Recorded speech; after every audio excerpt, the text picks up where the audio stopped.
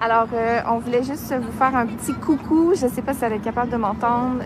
Présentement, on est en direct et il y a notre super Myriam qui est en discussion ici avec le ministre Mathieu Lacombe. Il y a beaucoup de gens qui se sont déplacés. On est contents, les médias, les formations politiques, il y a des gens de partout. Donc, on est super heureux. Puis, ça nous permet de se faire entendre, de partager la voix de nombreux parents. Et c'est sûr que nous, on est convaincus qu'il y a une crise ici, maintenant. Donc, on veut des solutions concrètes. Ce que vous venez d'entendre, c'est une vidéo qui a été publiée sur le site de La Presse dans un article qui couvrait une manifestation qui a été organisée par le mouvement Ma place au travail. Si ça vous dit rien, ce mouvement-là, c'est tout à fait normal parce que ça fait seulement quelques mois que ce mouvement-là existe, puis je viens moi-même à peine de le découvrir. En fait, pour reprendre leurs propres mots, pour les décrire, c'est un mouvement qui a été fait en réponse à la pénurie des places en garderie au Québec et à la défaillance du guichet d'accès unique, la place 05. Ça, la place 05, c'est le site web par excellence où tous les parents doivent inscrire leur enfant dans l'espoir de trouver une place en garderie une fois que leur congé parental est terminé et qu'ils souhaitent revenir au travail. Au moment où j'enregistre, en juillet 2021, le groupe qui a été créé par Ma place au travail compte plus de 12 000 abonnés après seulement 5 mois d'existence. Je sais pas si vous le réalisez, là, mais pour réussir à bâtir un groupe Facebook puis à avoir 12 000 personnes qui s'abonnent, et surtout dans un délai aussi court, c'est vraiment un tour de force. Puis ça démontre surtout l'ampleur du problème. Ça démontre qu'on a vraiment affaire à un phénomène social. Puis, c'est un groupe qui a été créé, je tiens à le dire, par une personne qui s'appelle Myriam Lapointe-Gagnon, qui est une jeune maman. Puis elle, dans le fond, elle vivait ce problème-là. Elle essaie de se trouver une place en garderie. C'était une candidate au doctorat en psychologie et elle n'arrivait pas à en trouver. Donc, elle a décidé de mettre sur pied une initiative pour permettre aux autres jeunes parents de partager leurs expériences en lien avec la crise des places en garderie. De mon côté, moi, je trouve ça vraiment important d'en parler parce que, comme je l'ai dit, ça semble être vraiment un phénomène social qui est très inquiétant, non seulement pour les jeunes parents, mais aussi qui a vraiment un impact sur le monde du travail puis sur nos organisations. Puis, je l'avoue, là, le sujet m'interpelle particulièrement parce que mon chum puis moi, on planifie fonder une famille bientôt. Si vous êtes des parents de jeunes enfants ou des futurs parents, cet épisode-là va vous toucher particulièrement. Mais si vous êtes un entrepreneur, un gestionnaire ou un responsable RH, écoutez bien cet épisode-là parce que c'est vraiment à vous que je l'adresse. Puis dans le fond, si vous avez des collègues qui ont des jeunes enfants, je m'adresse à vous aussi. Parce qu'on parle beaucoup de l'importance de la conciliation travail-famille ou famille-travail, là, comme me l'a appris Marianne Roberge à l'épisode 29. Marianne, j'ai retenu ta leçon, ne t'inquiète pas. Mais je pense que dans les organisations, on n'est pas conscient à quel point la crise des places en garderie est problématique. Puis que même si c'est un enjeu politique et social avant tout, on a tous un rôle à jouer là-dedans. Donc, en attendant le retour des épisodes réguliers de La Talenterie, puis qu'on se remette à parler avec des invités de toutes sortes d'entrepreneuriat, d'innovation sociale, puis du monde du travail, je vous propose un format différent, un format un peu plus raconté, un peu comme je l'avais fait là à l'épisode 27 avec mon petit frère et Martine Asselin quand on avait parlé de neuroatypie dans le monde du travail. En passant, je m'appelle Sarah Jodoin-Houle et vous écoutez La Talenterie, votre meeting du vendredi.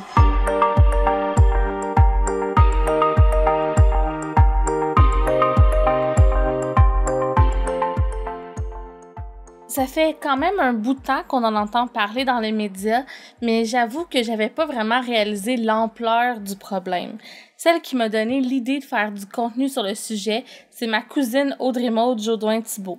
Il y a quelques mois environ, elle m'a écrit dans notre chat de cousine « Sarah, si jamais vous faites de quoi sur les places en garderie, moi vous en parler moi. » Bon, j'ai pas retrouvé le message exact, là, mais ça ressemblait vraiment à ça. Puis, puisque tout a commencé avec elle, j'ai demandé de me présenter sa perspective du problème en tant que maman d'adorables petits humains de 10 mois et 6 ans. Ben, c'est un problème quand même depuis longtemps, là. Tu sais, moi, j'ai Livia qui a 6 ans, puis elle a toujours été sur la place 0-5 ans. Là. Ça, c'est comme le site où est-ce qu'il faut que tu inscrives ton enfant. Faudrait quasiment l'inscrire 3 ans avant qu'il naisse là, pour avoir une place en garderie. Tu sais, ils nous disent, là, ça faut absolument que tu sois inscrite là, pour avoir une place. Mais là, Livia, elle a commencé l'école. J'ai jamais eu d'appel pour une place en garderie. Fait qu'il a fallu que je me tourne vers la garderie privée. Coûte vraiment cher, tu sais. Tu as quand même un retour là, anticipé du gouvernement, mais ça revient quand même au double là, d'une place subventionnée, tu sais. Fait que ça, c'est pour Livia. Elle n'a jamais pu avoir une place dans une garderie subventionnée ou un CPE. Puis là, pour Léo, en ce moment, ben, c'est comme pire que pire. Là. Avec ma situation d'étudiante, je serais supposée avoir la priorité dans les garderies subventionnées ou les CPE, tu sais. Mais il n'y a pas de place. Puis les seules places qu'il y a, c'est comme... ils les prennent à partir de 18 mois. Mais tu sais, ton congé de maternité, là, il est même pas 1 an. Là. Fait que tu fais quoi pendant les 6-7 mois là, d'attente? Il faut que tu restes chez vous, il faut que tu t'arranges. Là. Après que ton congé de maternité soit terminé, il n'y en a plus de revenus. T'sais. Puis là, si tu veux retourner travailler ou si tu veux retourner à l'école, ben là, il faut que tu l'envoies privé en attendant qui coûte vraiment cher. T'sais. Fait que c'est ça. C'est soit ça ou tu restes à la maison, puis je sais pas comment les autres font, là, mais tu essaies de te fier sur ton conjoint en attendant qu'il y ait une place. Là. Attends, excuse-moi, c'est parce que le bébé pleure. Je vais aller chercher.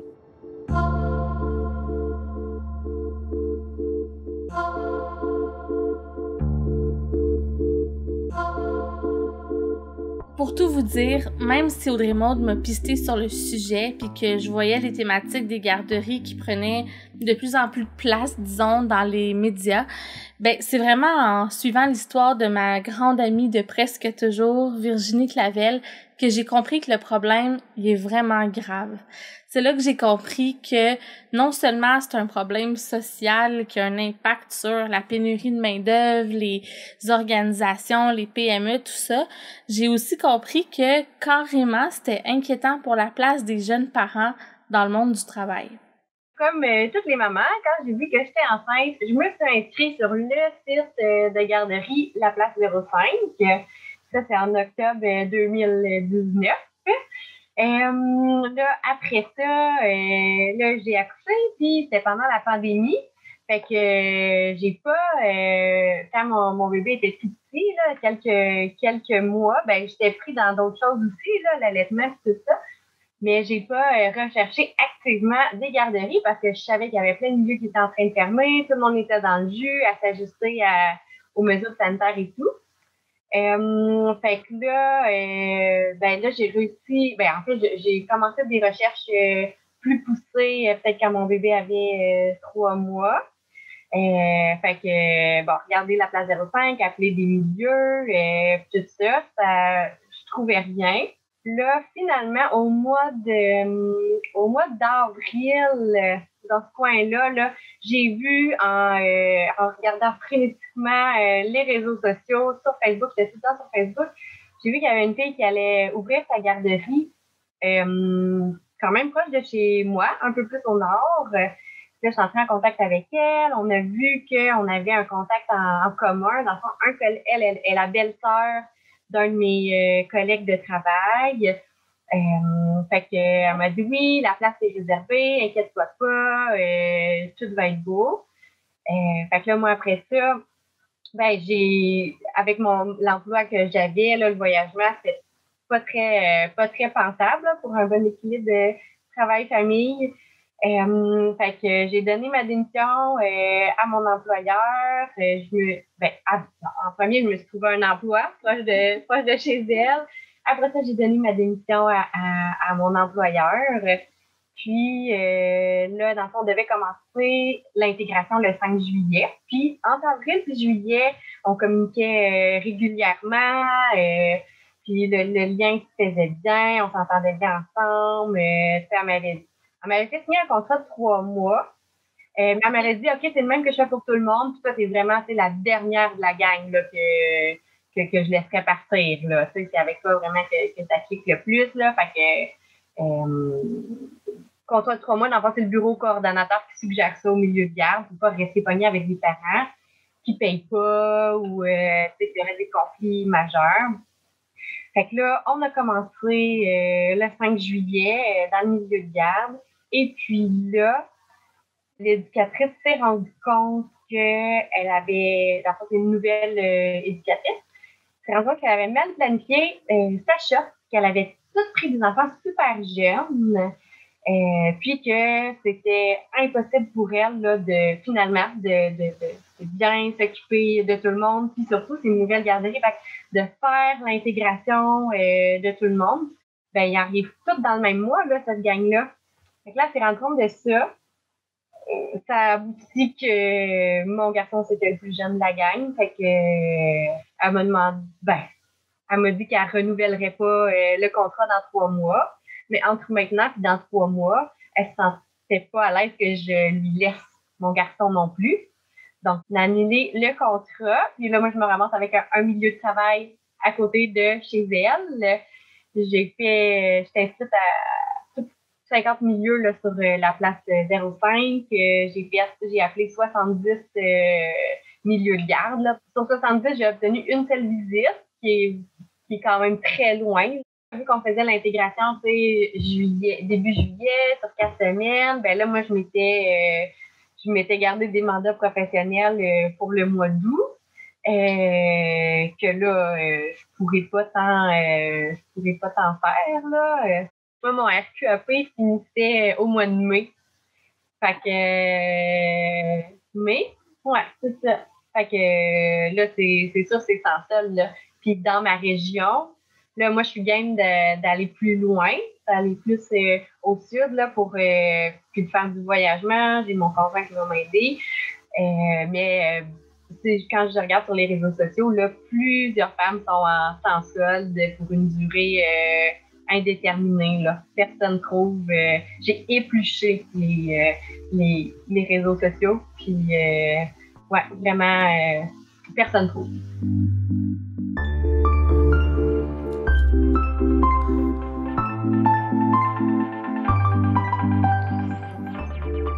Bon, là, je vous parle de mon amie, de ma cousine. Vous vous dites peut-être que c'est des cas qui sont relativement isolés, que c'est juste que ça adonne que j'ai des personnes dans mon entourage qui vivent des problématiques. Puis pour être franche avec vous, je me demandais ça moi aussi. Parce que, tu sais, on va se le dire, là, je suis pas à l'abri d'un biais cognitif bien placé. Je me suis vraiment demandé si j'étais en face d'un biais de représentativité. Dans le fond, ça, c'est quand nous, les pauvres humains, on fait un raccourci mental puis qu'on porte un jugement sur une situation à partir de quelques éléments seulement qui sont pas forcément représentatifs. En d'autres mots, à cause que je voyais cette réalité-là dans mon entourage, est-ce que j'ai fait un raccourci mental pour me dire, c'est un problème social? Donc, je me suis demandé si ces histoires-là étaient en lien avec ce que j'avais vu dans mon entourage, avec le fait que j'avais lu des articles sur le sujet récemment. J'avais vu aussi des lignes de piquetage devant des garderies dans mon quartier, donc la grève du personnel en garderie. Puis j'ai décidé de me prendre pour une journaliste carrément ce l'été. J'ai décidé de me gâter, puis je suis partie à la recherche d'histoires puis de points de vue personnels. J'ai commencé par faire un post sur LinkedIn pour trouver des pistes de réflexion puis des gens intéressés à me parler du sujet. C'est là que j'ai vu que j'étais loin d'être la seule à pas réaliser l'ampleur de la crise des places en garderie parce que dans mon post, j'ai créé un poll pour voir à quel point ça avait de l'impact sur le monde du travail. Bon, là, c'est vraiment pas des résultats qui sont scientifiques, là, on va se le dire. J'ai eu 82 répondants, des gens majoritairement dans mon réseau, donc des gens en RH, dans des PME, dans la région de Montréal. Donc, encore une fois, c'est zéro scientifique. Mais il y a quand même 34% des gens qui ont répondu « Quelle crise en garderie? » Puis ça, même si c'était pas super scientifique, ça m'a quand même convaincue qu'il fallait en parler.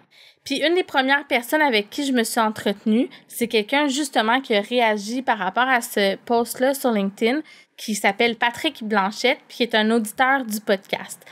Bon, il fait pas juste ça de sa vie, là. Écoutez le podcast La Talenterie, c'est aussi le fondateur de Protexio qui offre des avantages sociaux aux entreprises. Puis j'ai envie de dire, surtout, c'est le papa de 3 jeunes enfants. Les garderies, elles veulent pas... J'y ai goûté depuis qu'on a des enfants. Je connais tous les modèles, familiales, subventionnés, pas subventionnés, les CPE, comment inscrire ses enfants, ses listes d'attente, etc. Là, notre premier, on était dans un nouveau quartier, puis là, on voyait une pancarte garderie en construction. Fait que là, il y avait un numéro de téléphone, j'avais appelé là, puis je dis, je veux réserver ma place. Puis elle me dit, ça fonctionne par la place 05, qui est un site du gouvernement là, pour gérer les places en garderie, là, pour être sûr qu'il n'y ait pas quelqu'un, un parent là, qui passe avant un autre, là, puis qu'il y ait la politique. Là. Fait que tu vas là, tu t'inscris, tu te dis, bon, quand est-ce qu'il va commencer, à quel âge, etc. Puis t'attends un retour d'appel, puis tu peux cibler toutes les garderies qui sont proches de ta résidence à un certain kilométrage. Puis tu fais des demandes pour pouvoir avoir une place. Puis t'espères que tu vas avoir le retour d'appel.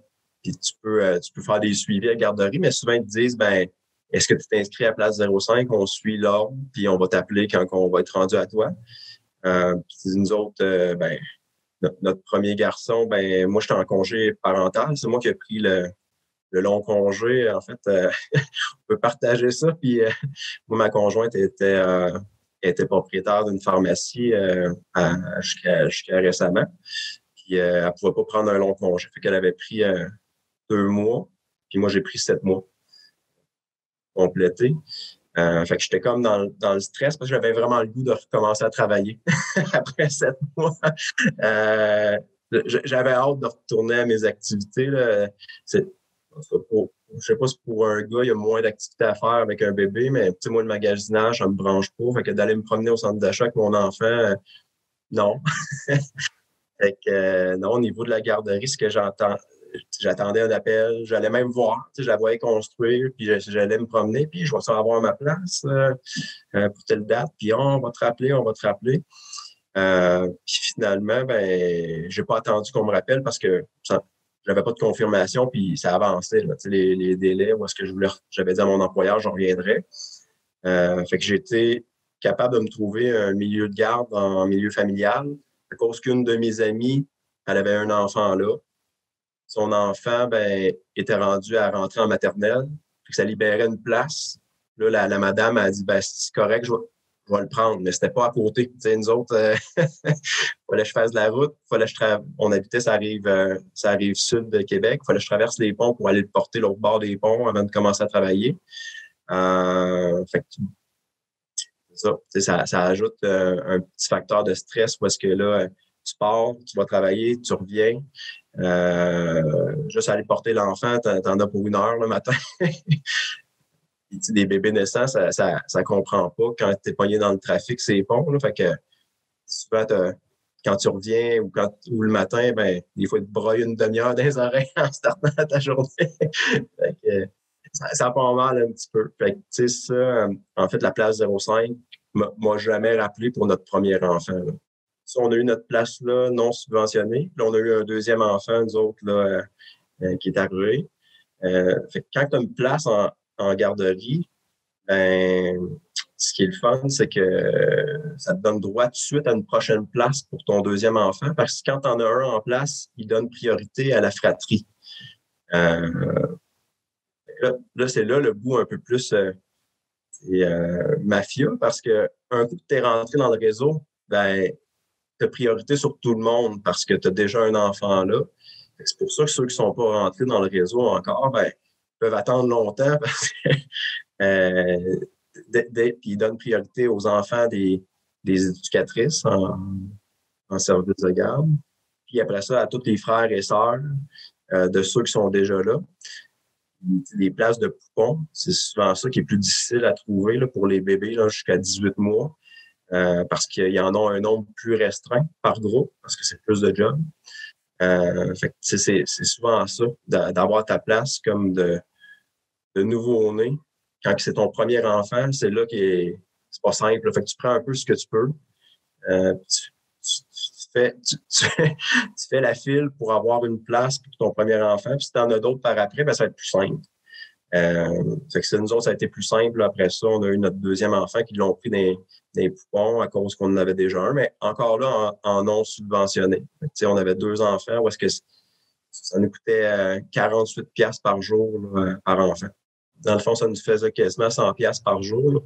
Fait que, veux pas, faut que tu aies le goût d'aller travailler à ce prix-là. On avait le droit à un peu de crédit d'impôt, là, mais c'était pas majeur. Là. Presque 100 $ par jour pour aller travailler, imaginez-vous. Quand Patrick m'a donné ces chiffres-là, là, mon cœur il a un petit peu arrêté de battre. Je me disais, là, j'essayais de faire le calcul dans ma tête, 100 $ fois 5 jours, fois 52 semaines, c'est à peu près 26 000 $ par année pour 2 enfants en garderie. Là, je suis en train de me dire, bon, ben, va falloir qu'on revoie nos priorités financières, mon chum pis moi, si on veut vraiment avoir 2 enfants. Bon, avant que vous me le disiez, je le sais qu'il y a des retours d'impôts, mais quand même, c'est de l'argent qu'il faut avancer, de 1, si on n'a pas de place en CPE, puis de 2, reste que c'est quand même des montants substantiels. Et ça, surtout, c'est si on est assez chanceux puis qu'on a réussi à se trouver une place en garderie dans notre quartier.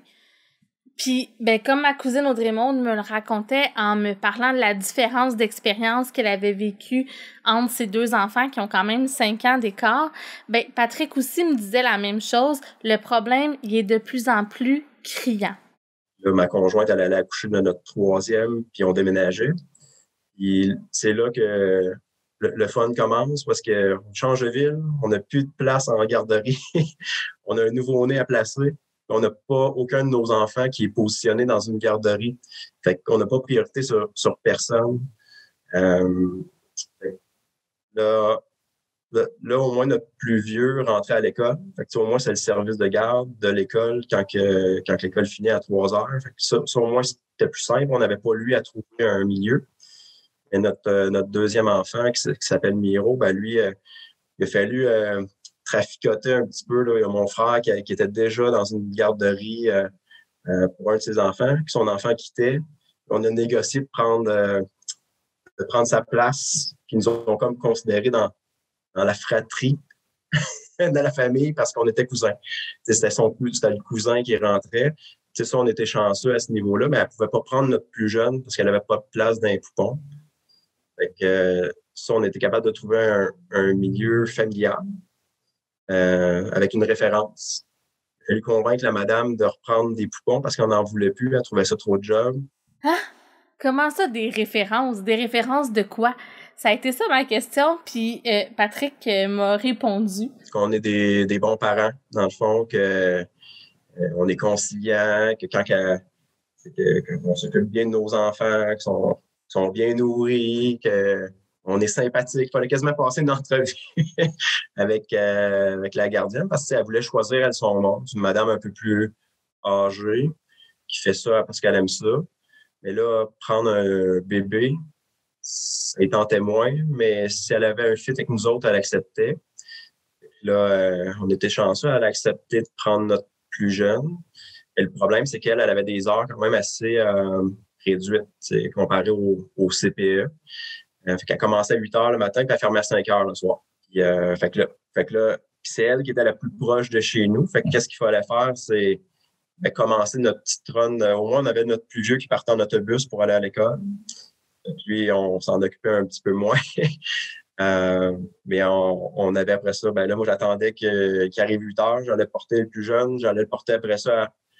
C'était quand même à 20 minutes d'écart, les 2 garderies. J'allais porter mon deuxième à la garderie.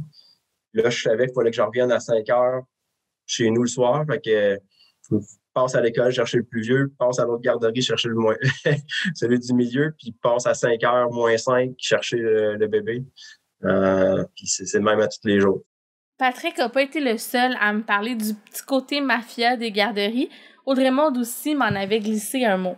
Sur ce site-là, où est-ce où est-ce qu'on inscrit nos bébés pour avoir une place en garderie. À un moment donné, ça a lâché parce qu'il y a des gens qui ont comme pris l'identité des bébés, là, si je comprends bien, là, parce qu'ils ont comme leur numéro d'assurance sociale, leur code là, que sur le certificat de naissance.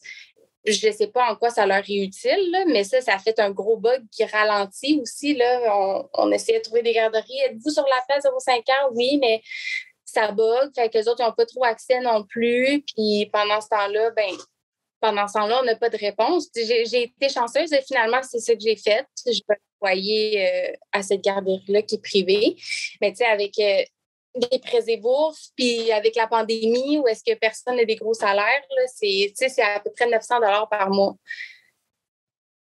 C'est beaucoup, là, tu sais. Fait que c'est ça. Fait que nous, on est quand même chanceux parce qu'au moins, je vais pouvoir étudier, puis au moins, Dan, il va pouvoir travailler ce qu'il peut travailler, tu sais. Mais, oui, Mais pour les autres parents, c'est plus difficile. Là, quand c'est ton premier enfant, là, j'ai vu des parents qui envoient des CV de leur bébé avec des photos, puis là, les garderies, ils choisissent comme le bébé qui leur convienne le mieux, là. Tu sais, c'est un peu n'importe quoi, là. Ils choisissent le monde qui y vont. Tu sais, le site, le 0,5 ans, c'est juste pour...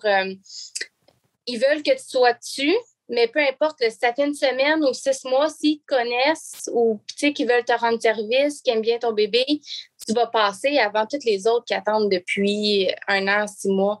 Fait que c'est un peu inutile, là. Je ne l'avais pas réalisé sur le coup en voyant la publication dans mon fil d'actualité sur Facebook, mais Virginie avait été obligée de passer par là, elle aussi, puis de faire un genre de CV à son enfant avec un petit texte cute puis une photo de lui qui a l'air bien sage.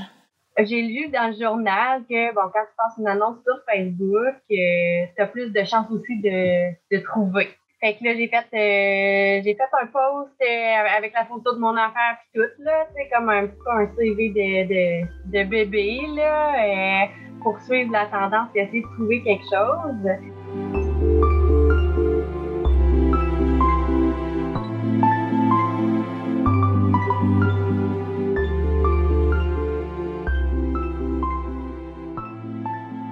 Je vous ai dit en début d'épisode que je m'adressais à vous, entrepreneurs, gestionnaires, RH, puis les collègues de parents de jeunes enfants. Pour tout vous dire, au départ, je voulais surtout comprendre comment les organisations pouvaient faire un bout de chemin, puis en même temps, tirer leur épingle du jeu dans un contexte de pénurie de main-d'œuvre, en adoptant des pratiques nouvelles, puis peut-être en adaptant aussi leurs propositions de valeur aux employés. Parce que reste que c'est ça que je fais dans la vie. Puis comme disait Maslow, quand on est un marteau, tous les problèmes sont des clous. Puis moi, j'ai tendance à voir tout comme un problème de rémunération globale ou de communication. Bon, en fait, la citation exacte, c'est « Si le seul outil que vous avez est un marteau, vous tendrez à voir tous les problèmes comme un clou. » Mais j'aimais pas l'idée de me dire que les seuls outils que j'avais étaient la communication puis la rémunération globale. Donc, j'ai un petit peu adapté par ego, tu sais. Mais bref, tout ça pour vous dire que j'ai consulté une ancienne collègue, Daphné Desabrais, qui est consultante en RH à Via Conseil. Je me disais qu'on allait échanger ensemble, puis peut-être qu'elle m'apporterait des nouvelles perspectives sur ce que les organisations peuvent faire, ce qu'elle a d'ailleurs fait. Mais son réflexe de jeune maman, ça a été de commencer par me parler des parents. Mettons là, que un couple de 2 professionnels qui font, je sais pas moi, revenu moyen familial de genre 120, 130 000, genre. Tes subventions, c'est de la merde. Comme ils donnent genre, je sais pas moi, 200 $ par mois. Mais la garderie, c'est 1000 $ par mois. Au privé, là. Et ça, c'est avant, là. Parce que je suis certaine qu'aujourd'hui, ils ont augmenté leur prix, puis j'ai vu là, des 50, 55 $ par jour. Fait que ça, il faut que la personne l'avance. Fait que c'est quand même 1000 $ par mois, là. Fait que si tu as une hypothèque à payer, tu as un loyer à payer ou un loyer à payer, tu as des autos à payer, tu as une épicerie, tu as plein d'affaires, le 1000 $ vient embarquer là-dessus, c'est cher, là.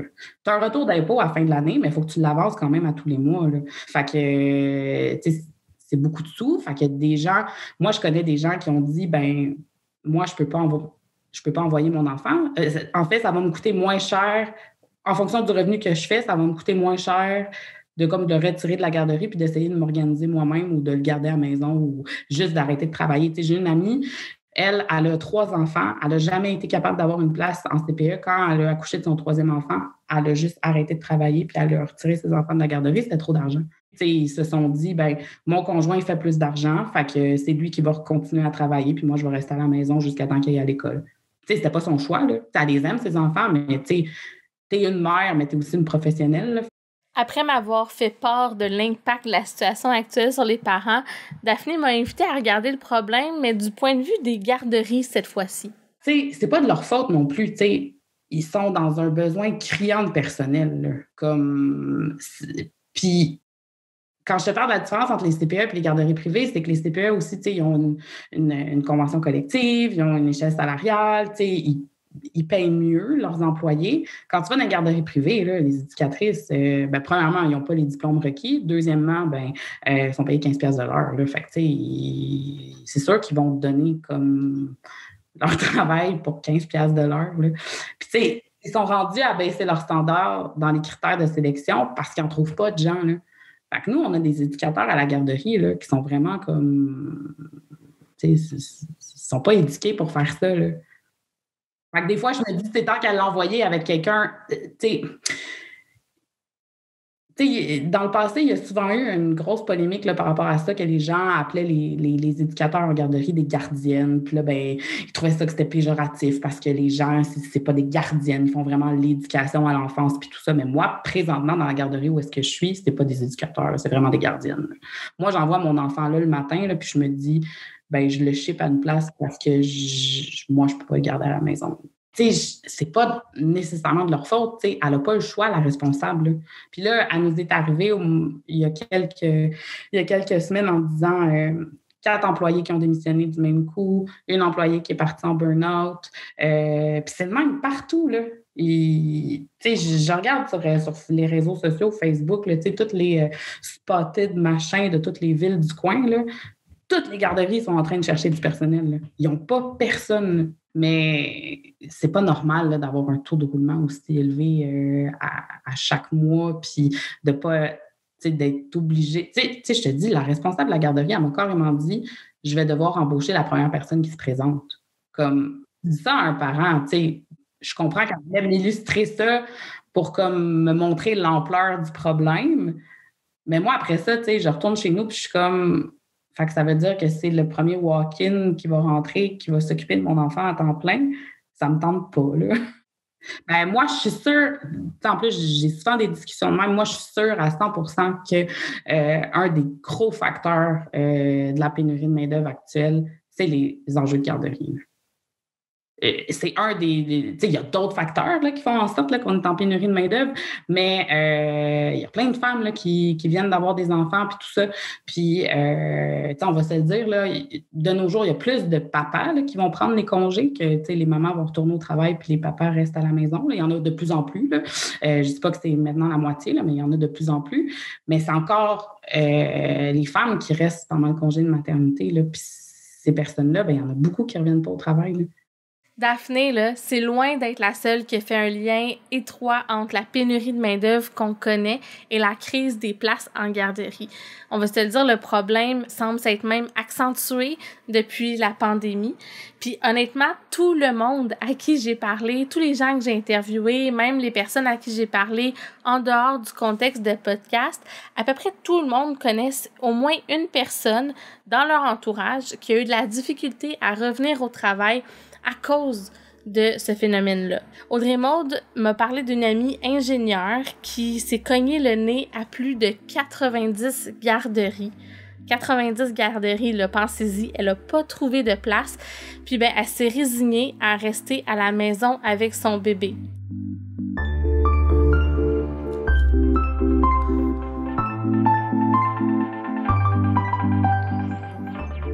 Je vous dirais que juste moi, là, si je fais 3-4 téléphones là, rapidement, là, je suis capable de trouver au moins 4 ou 5 personnes qui ne sont pas en emploi en raison du manque de place en service de garde. Je pense récemment là, à une entreprise là, dans le coin de Val-d'Or, là, où la pénurie de main-d'œuvre sévit vraiment d'une façon importante. Puis cette personne-là a un cabinet de dentiste. Puis je pense que l'entièreté de ses employés sont des femmes. Là.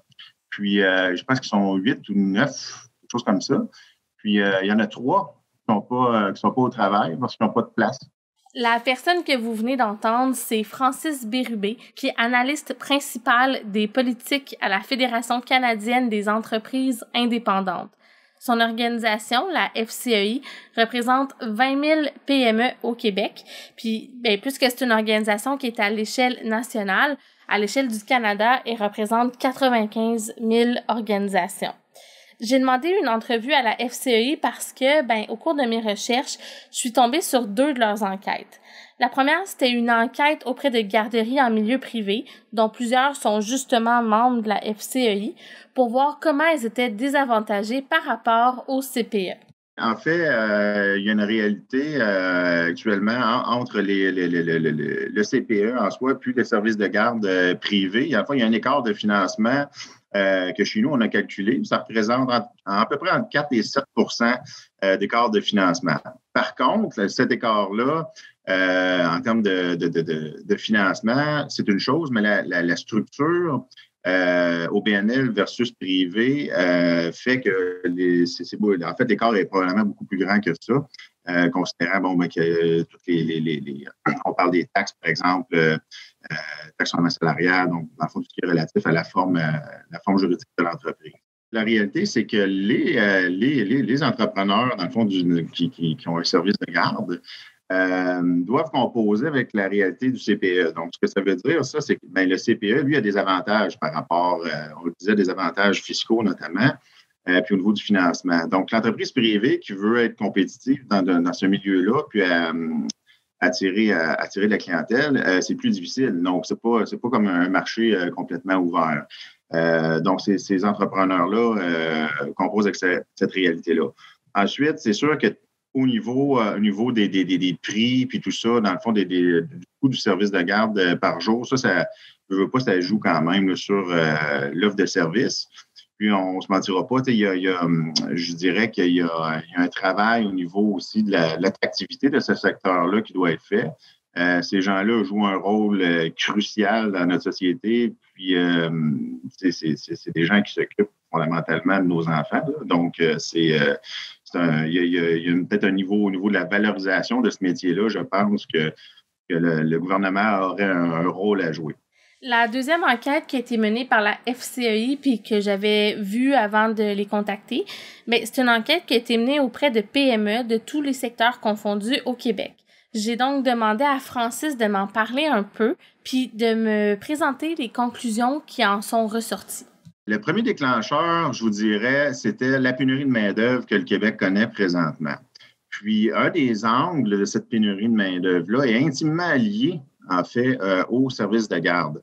Parce que, justement, l'absence de place en service de garde a un impact important sur les entreprises, sur les PME qui sont confrontées à cette pénurie de main-d'œuvre-là. Donc, par exemple, quand on posait la question, aviez-vous des enjeux, par exemple, au niveau de la gestion des ressources humaines? C'est 71 des PME qui disaient que la problématique dans le nombre de places en service de garde avait un impact sur la gestion de leurs ressources humaines. On parle d'absentéisme, de retard, de perte d'employés. Il y en a qui, tout simplement, on ne trouve pas de place, donc on n'a pas le choix de rester à la maison avec l'enfant. Donc, dans un contexte de pénurie de main-d'œuvre, ça vient accentuer cette pénurie de main-d'œuvre-là, cette absence de place-là. Ça, c'est une des raisons pour lesquelles on s'est dit, allons sonder si cette pénurie-là a un impact sur la pénurie de main-d'œuvre générale. Le constat est clair, oui. Ensuite, le gouvernement, le ministère de la Famille procédait à une consultation. Donc, on a été invités à participer pour présenter nos priorités sous l'angle des PME, mais aussi des services de garde privés aussi qui ont leur propre réalité. Donc, c'est vraiment à partir de ce moment-là qu'on a décidé de sonder nos membres pour voir quelle était leur opinion là, par rapport à ça. Il y a vraiment des résultats assez surprenants. Pour les PME en général, là, d'abord, on leur a demandé, est-ce que vous pensez que la complémentarité des services de garde, donc on parle de CPE versus services de garde privés, devrait être priorisée par le gouvernement? Puis c'est 80 des PME, donc 8 sur 10 qui disent que ça devrait être là. Mais moi, une donnée qui m'a frappé, mais qui ne m'a pas frappé en même temps, considérant l'ampleur, la crise de pénurie de main-d'œuvre et la récurrence, dans le fond, au niveau des problématiques dans des places disponibles en service de garde, c'est que c'est 79 % qui disaient que l'État devrait en faire carrément une priorité étatique. Donc, c'est majeur. Puis, je pense que ça envoie un signal aussi, ça, au gouvernement, de dire, on réfléchit souvent à l'angle de la pénurie de main-d'œuvre générale. Bon, ben, on voit plusieurs solutions. La formation, ça peut être l'arrivée de nouveaux l'immigration, entre autres. Mais les services de garde, si par exemple, on n'a pas de service de garde, puis les parents sont obligés de rester à la maison, ça vient accentuer cette pénurie de main-d'œuvre-là. Ça, c'est définitif. Là. Vous savez, aujourd'hui, l'état des lieux, juste rapidement, là, c'est 51 000 enfants qui sont en attente de place. Si on extrapole, là, on pourrait, ici, par exemple, il y en a la moitié, exemple, de ces parents-là, de ces enfants-là, qui n'ont pas accès à un service de garde. C'est toujours 25 000 personnes qui pourraient participer au marché du travail qui ne le sont pas en raison de cette pénurie-là. Bon, j'extrapole, mais c'est quand même impressionnant. Vous savez, dans l'offre privée de places, il y a 71 000 places dans l'offre privée en service de garde. Dans ces places-là, savez-vous qu'il y a 30 % qui sont vacantes? C'est 21 000 places qui sont disponibles à l'heure actuelle. Donc, c'est ça. Donc, vous savez, c'est pour ça qu'on dit que la complémentarité, valoriser ce secteur-là, mettre sur un pied d'égalité fiscale le CPE et le service de garde privé, et exploitons ces places-là qui sont déjà disponibles. Puis la pénurie de main-d'œuvre, là, on parle de la pénurie de main-d'œuvre, je parle de la pénurie de main-d'œuvre pour les PME en général. Si on regarde les services de garde eux-mêmes sont confrontés à cette pénurie de main-d'œuvre-là de façon significative. On l'entend, ils ont de la difficulté à trouver des employés. Moi, personnellement, j'ai vu cette pénurie de main-d'œuvre-là parce que je connais des gens qui sont dans ce secteur-là. C'est extrêmement difficile, là. D'où l'importance de valoriser ce métier-là qui est extrêmement important pour notre société, là.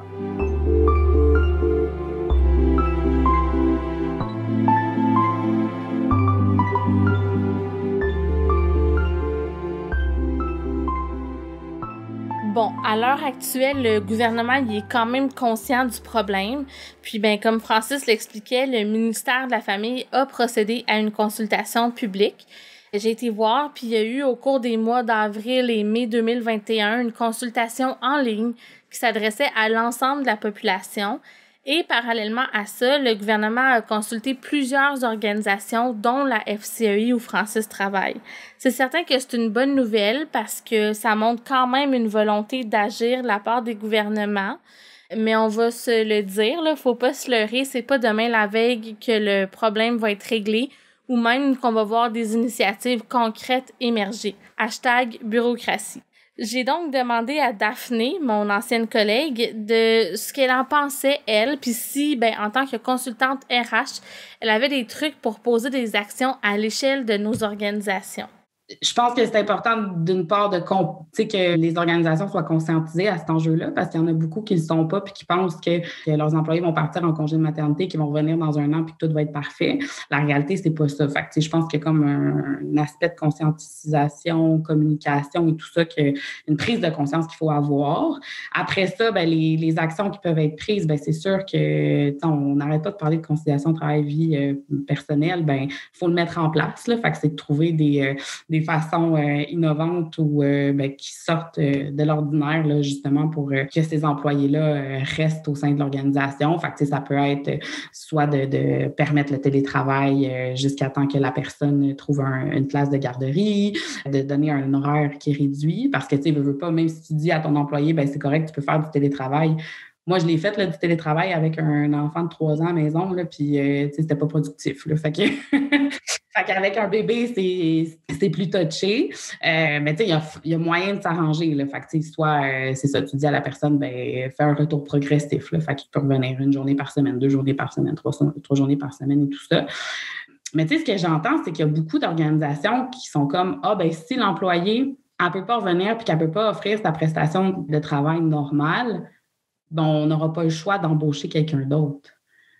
Mais ça, je ne suis pas vraiment d'accord avec ça. T'sais, la personne qui est partie en congé, elle a une certaine ancienneté, tu veux retenir ton personnel, attirer du nouveau monde, c'est tout aussi difficile que de retenir son monde. Fait que je me dis qu'il faudrait privilégier la rétention avant de juste penser à, la personne ne peut plus offrir sa prestation. Fait que, next. T'sais, moi, je pense pas que c'est vers ça qu'il faut aller, là. Je pense qu'il faut être compréhensif puis proposer des solutions de ce genre-là.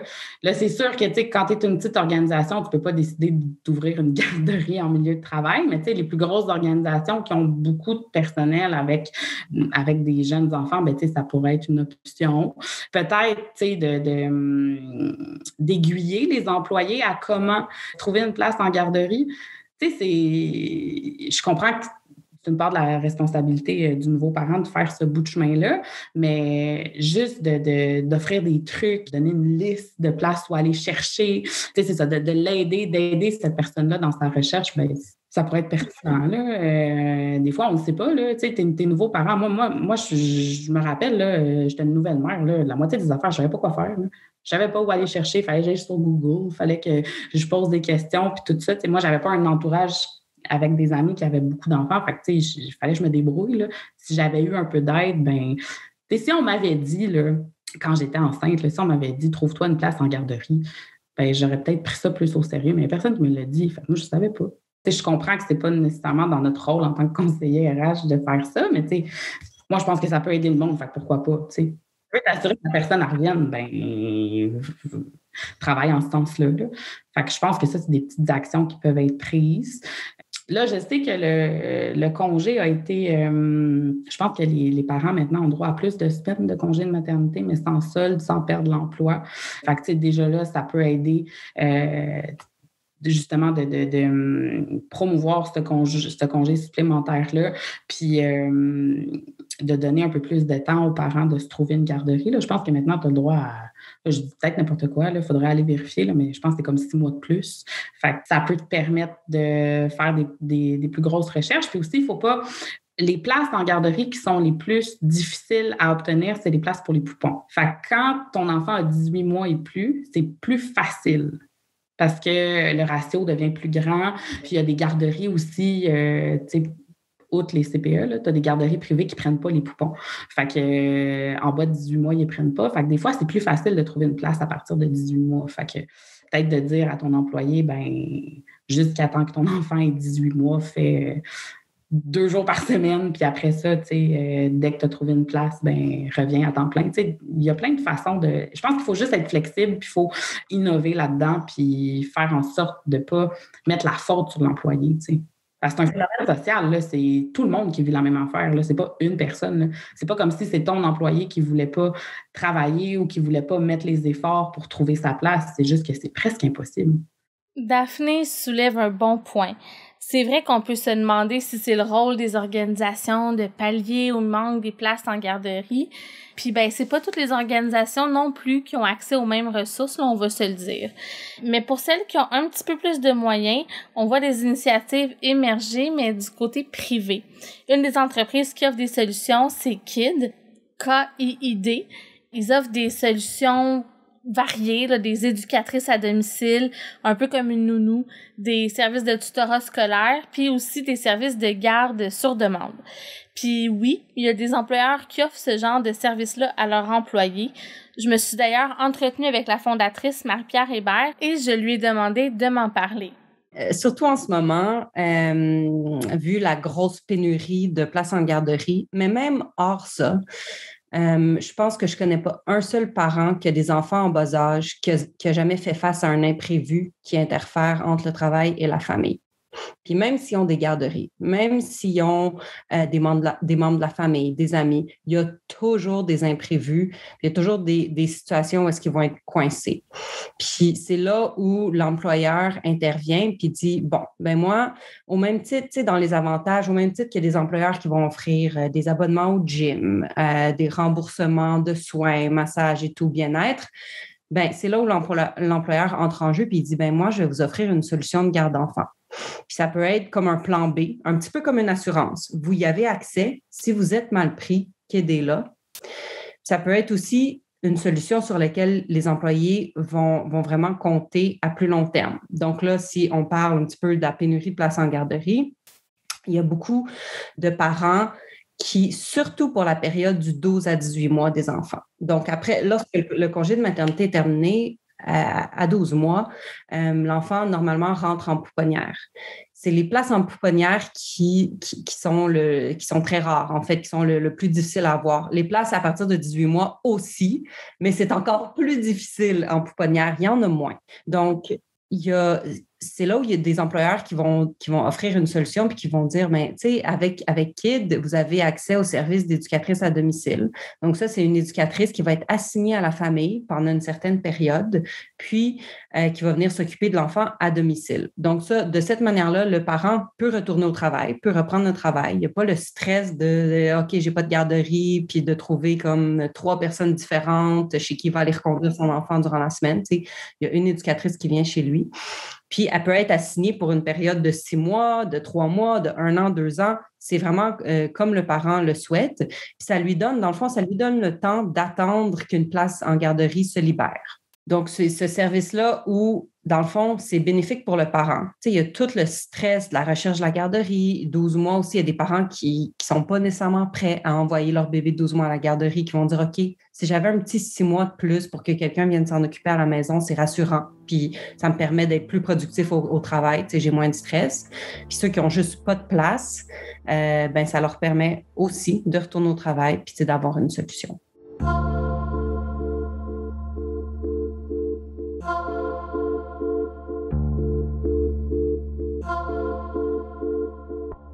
J'en ai plein des histoires là,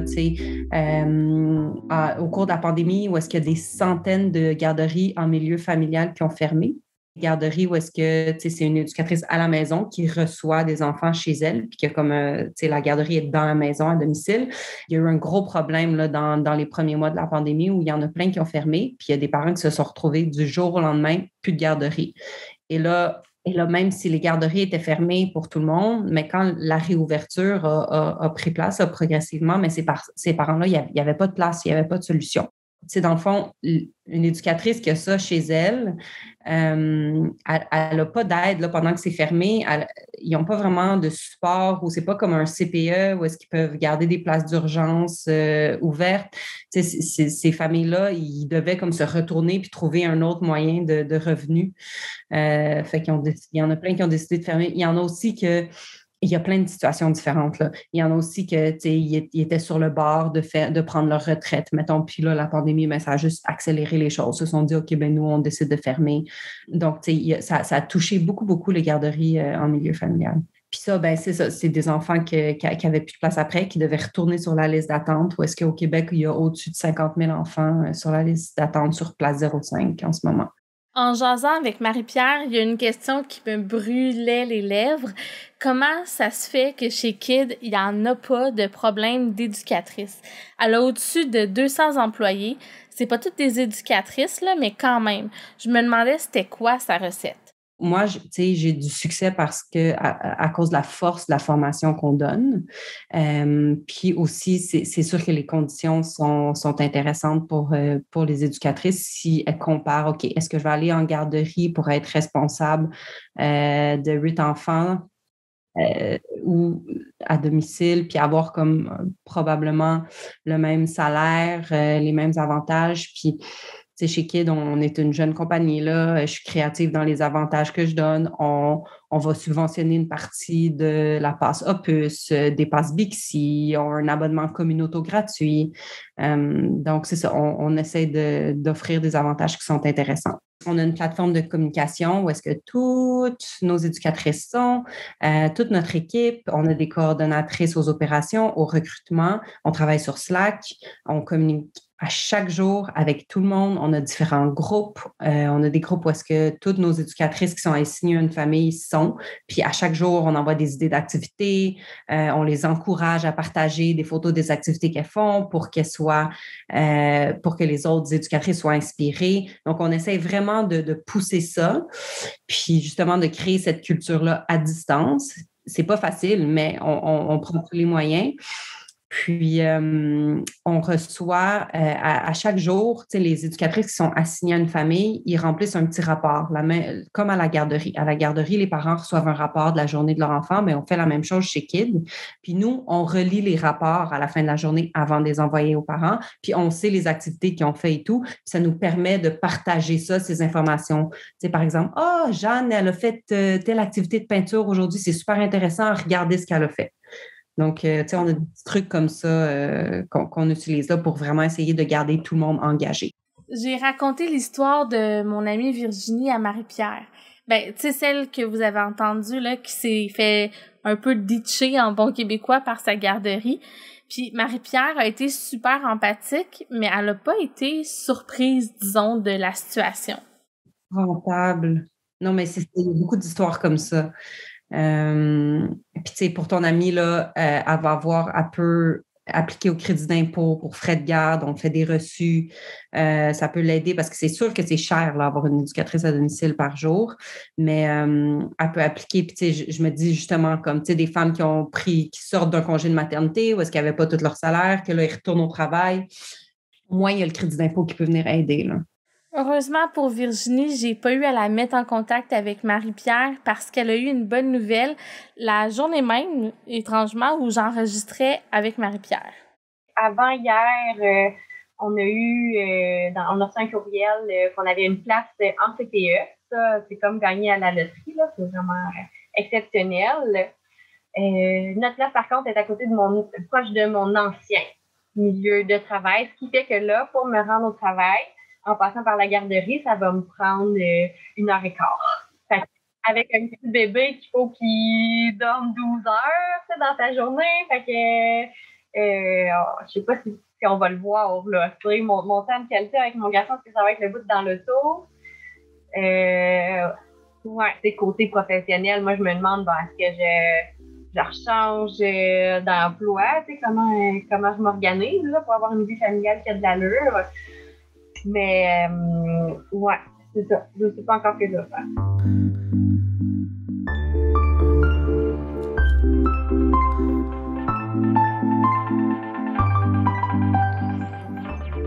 L'histoire de Virginie finit relativement bien. Mais si vous allez consulter le groupe Facebook de Ma place au travail dont je vous ai parlé en début d'épisode, vous allez voir que c'est vraiment pas toutes les histoires qui finissent bien. Pour tout vous dire, là, ce qu'on lit là-dessus, c'est terrifiant. C'est presque comme entrer dans une nouvelle dimension. Des parents qui défraient des coûts de service de garde qu'ils reçoivent pas ou pas encore, juste pour assurer une place à leur enfant. Des jeunes adultes qui retardent leur projet de bébé en espérant que la situation se calme. Des petits bébés garçons qui sont discriminés et auxquels on refuse une place sous prétexte que les garçons sont plus turbulents. Puis ça, c'est sans parler des enfants qui ont des besoins spéciaux ou qui n'ont pas la peau blanche, et des parents brûlés, stressés, qui n'ont pas autant de contrôle sur leur carrière qu'ils voudraient. Puis il y a bien des gens qui commencent à s'inquiéter pour la place des jeunes parents au travail. Puis je ne sais pas si vous l'avez remarqué tout au long de l'épisode, mais la situation affecte surtout la place des femmes au travail. D'un côté, c'est beau de voir que le rôle parental est de moins en moins genré. Tu sais, l'entrevue avec Patrick qui a pris le congé parental pendant que sa femme retournait travailler, c'est la preuve. Mais d'un autre côté, il faut admettre que le problème touche surtout les femmes. J'ai pas de statistiques fiables à cet effet-là. Mais remarquez que dans les exemples de parents qui ont eu de la difficulté à trouver une place en garderie, c'est surtout la carrière de la maman qui écopait. On a entendu évidemment l'histoire de Virginie qui a failli pas pouvoir retourner au travail même après avoir étiré son congé. L'histoire du bureau de dentiste à Val-d'Or qui a été amputé de la moitié de son personnel parce qu'il embauche des femmes puis que le problème de place en garderie est très criant dans cette région-là. Il y a Daphné et Audrey Maude qui nous ont toutes les deux parlé d'amis qui se sont vues contraintes de mettre leur carrière sur pause pour rester à la maison, mais pas par choix. Puis ça, c'est sans compter toutes les fois où, en faisant référence aux réseaux sociaux, on a parlé de mamans ou de filles qui trouvent pas de place pour leurs enfants. Le problème, il touche l'ensemble de la société, puis je pense pas qu'il faut le regarder uniquement comme une menace pour l'équité homme-femme au travail. Mais reste que c'est un phénomène qui est là, puis je trouvais ça important de le nommer.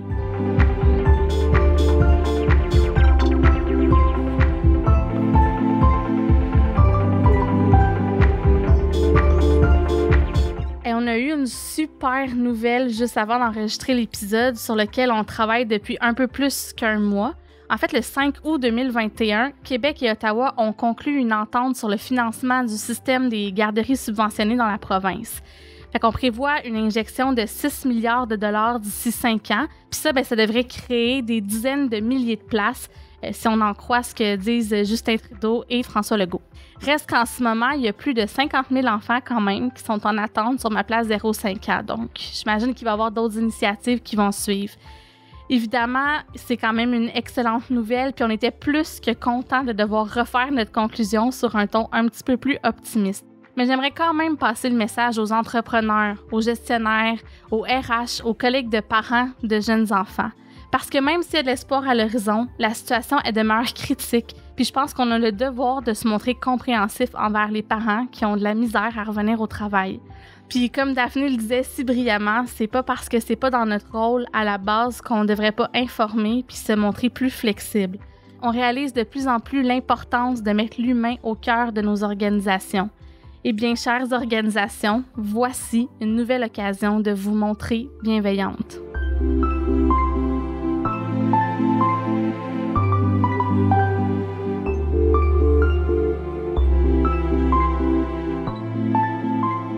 Voilà, c'est tout pour notre épisode hors série. J'espère que ça vous a plu. Si oui, on vous demanderait de nous encourager en partageant le podcast aux personnes que ça pourrait intéresser dans votre réseau, en nous accordant des étoiles, puis en vous inscrivant au podcast de la Talenterie. Je tiens à remercier Audrey-Maude Jodoin-Thibault, Virginie Clavel, Patrick Blanchette, Francis Bérubé, Daphné Desabrais, Marie-Pierre Hébert pour toutes les entrevues que ces personnes-là m'ont accordées. Et un énorme merci à mon chum et collègue Charles, qui a été un peu traumatisé par l'épisode à mesure qu'il montait. Charles, je suis vraiment chanceuse de t'avoir comme complice. Et finalement, merci à vous qui avez pris le temps d'écouter cet épisode. On apprécie vraiment beaucoup. On vous revient dès vendredi prochain avec le retour de nos épisodes réguliers, puis on a plein de bons stocks pour vous. D'ici là, je vous dis encore merci, puis bye bye.